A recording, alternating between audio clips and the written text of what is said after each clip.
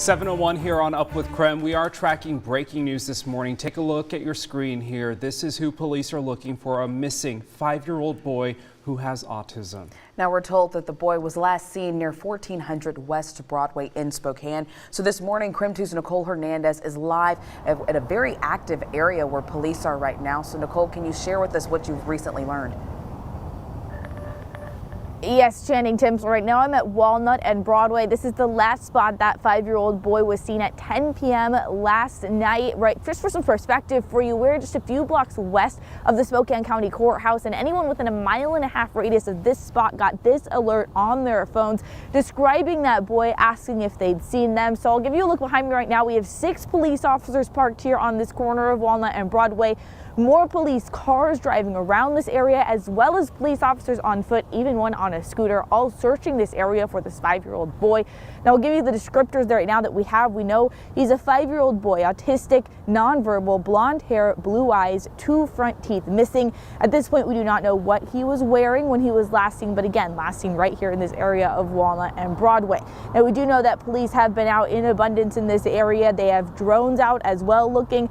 They said earlier they're trying to get a helicopter in this area as well. Police say they think that this boy is still in this area here. They're pulling cameras from apartments in the area as well to try to get a pinpoint on where he may have last been. Now, the night shift stayed longer, and of course day shift is on this as well, but the police department is also asking for your help in this. If you know anything about what's going on right now, or if you see anyone that matches the description of that 5-year-old boy, call 911 immediately. In Spokane, Nicole Hernandez, Krem 2 News. Thank you, Nicole. Now, of course, this is a developing story, so we will continue to keep you updated with the very latest information here on Up with Krem, as well as our website, krem.com. 7:03 on the dot now. Let's switch gears and talk weather. Meteorologist Thomas Patrick in the Weather Center with your St. Patrick's Day forecast. Also the Bulldog forecast. Thomas, what's it like in Portland right now? Yeah, well, Portland's actually a bit cloudy. They got a chance of rain later on today. Again, that's just for the fans, and we know that there's a lot of Gonzaga fans that made the trip from Spokane to Portland for today. Just a few light showers in the Portland region for today, but I'll tell you, Tim, I'm looking very much forward to Baxter's picks as we teased at the top of the show. But weather-wise, about 32 degrees, give or take a few degrees on either side. We're at 25 in Deer Park and Coeur d'Alene, a couple of the cool spots in the inland northwest, but standing at 33 here in Spokane. There's a live look at Coeur d'Alene dry conditions for this morning. Mostly sunny skies now that we are just a couple minutes past sunrise as we stand right now at 7:04. So there's that cloud cover and a bit of light rain that's moving into the coasts of Washington and Oregon. That might make it over towards the inland northwest. We'll show you our chances for rainfall later on tonight, but show you when our next best chance of rain is going to lie in our extended forecast. That's all in just a few minutes.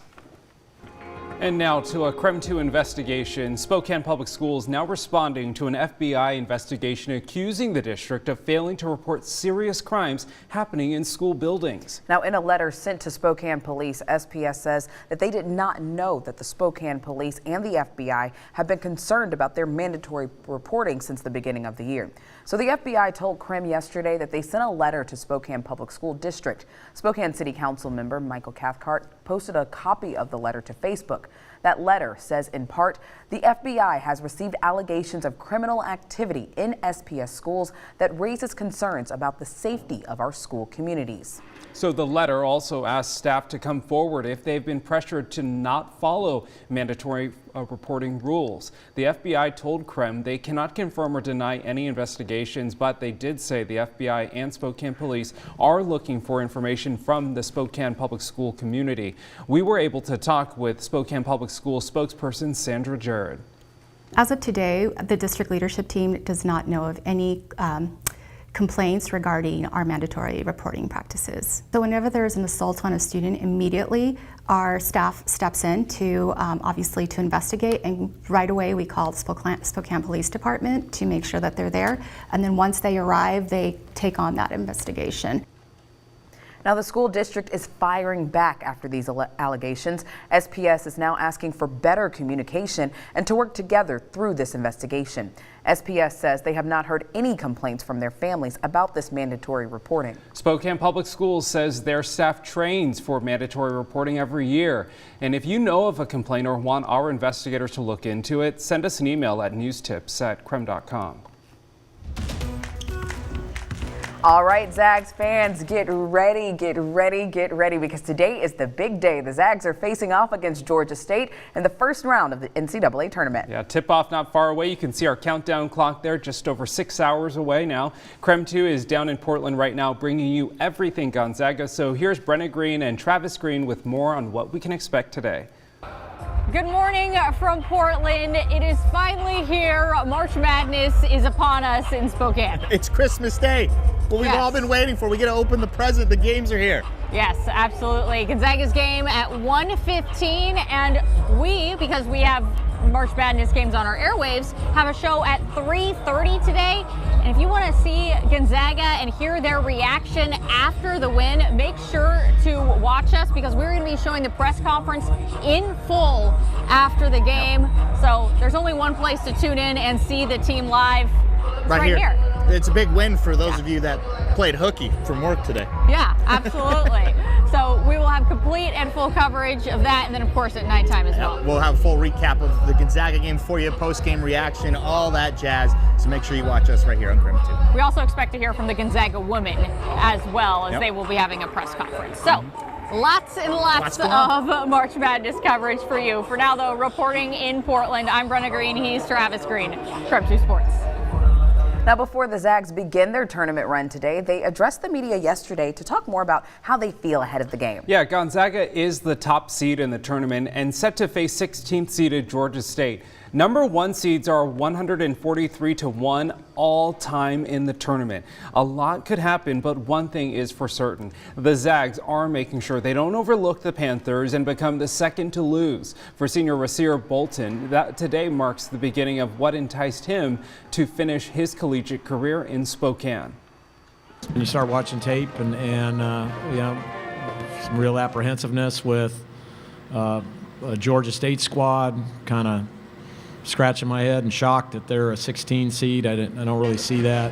And so we know we're in for a tough, hard-fought game, and we're going to have to play very good to move on. You know, they play through their guards. You know, like to get some threes up. You know, they're too big, they're tough guys. You know, they rebound, defend, all that. So, you know, they're a tough team, and, you know, they're definitely going to come to play, so we got to be ready tomorrow. So we are just hours away from tip-off, and it's been a long road for the Zags to get to this point. And for Drew Timme, he says bringing the championship back to the Lilac City will mean a lot to the community. It'd mean everything, and you know, especially it'd mean a lot just because of all the criticism Coach seems to get for some reason for not getting one. People think it's pretty easy to make it there, and I mean, winning one game in the tournament is way harder than anybody thinks. So I think it'd mean a lot for sure, especially, you know, for this program and this community, just because, you know, I mean, we hear it when we go out, like, around town and stuff. So it'd be pretty special. So, of course, due to COVID, this is many players' first chance to even get to play in the tournament. Gonzaga's Melody Kempton has some wise words for her younger teammates as the women's team heads to Louisville to face off against Nebraska on Friday. I think just stay calm and play with a lot of heart. Like, it's going to be crazy. We watch March Madness every year, and there's last-second shots, there's fouls, there's and ones, there's putbacks. A lot of crazy things are going to happen, so staying steady and just giving it your all. I mean, every game's going to come down to like 1 or 2 plays. So that extra steal, that extra rebound is going to make a huge difference. So I feel like just working hard and staying focused.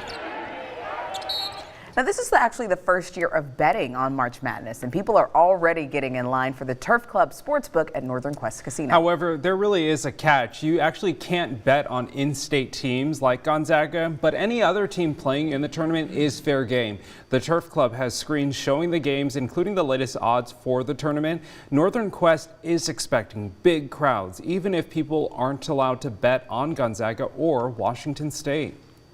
So with the regulations, we're not allowed to bet on the in-state teams, which we have a couple in. Unfortunately, you know, we're supportive of the regulations, but also hopeful that it eventually turn it over or get overturned to allow it, like we've seen in other jurisdictions. So while you're watching your favorite teams compete in the tournament, one of the best ways to keep up with all of the action is through our March Madness Bracket Challenge. You can register for free online at crim.com to take part in the challenge. Northern Quest will be giving away free weekly vouchers for free pizza from Papa Murphy's if you're able to beat our sports director, Brenna Green's bracket through each round of the tournament. And she's tough. Oh, yeah. So there will also be a grand prize winner who will receive a one-night stay at the resort, a $50 gift card to Epic, and a $50 gift certificate to Windfall. So let's take a look at some of our local teams who are in action in the next few days. First up, the Zag men play Georgia State. That game is today at 1:15 on TNT. And as you can see from our countdown clock, we are just 6 hours and 3 minutes away from tip-off. Now make sure to switch things back over to Crim 2 after that game, as we will be showing post-game coverage all that afternoon. And then tomorrow, the Gonzaga women play Nebraska at 12:30. That game is happening on ESPN News out of Louisville. And on Saturday, the WSU women play bright and early at 8:30 a.m. They're taking on the 9th-seeded Kansas State. You can catch that game on ESPN 2. Now, we know that's a lot of information to take in this morning, so if you would like all of that sent to your phone and even maybe to learn more about how to participate in our March Madness Bracket Challenge, we're making it easy for you. Text the word MARCH to 509-448-2000. We'll send all of that information right to your phone. 7:12 now. It is time for your morning rush. More news in less time. A new COVID variant is spreading and causing cases to rise around the world. Just as the U.S. relaxes its COVID restrictions, China is facing its worst outbreak in 2 years with more than 10,000 reported COVID cases. The new variant is a subvariant of the virus. It's being called BA2. It is 30% more transmissible than the Omicron, but doesn't seem to be more severe. The Pierce County Sheriff's Department says one of their deputies died after being shot during a SWAT operation on Tuesday. 35-year-old Deputy Dominique Collada served with the Pierce County Sheriff's Department for 6.5 years. He was also a U.S. Army veteran and served in the National Guard for the past 7 years. He was married with a 4-year-old child. And we finally know where Idaho's first In-N-Out location may be. The California restaurant chain officially filed for a permit to build their first location near a mall outside of Boise. In November, In-N-Out confirmed they were looking at various sites in the area.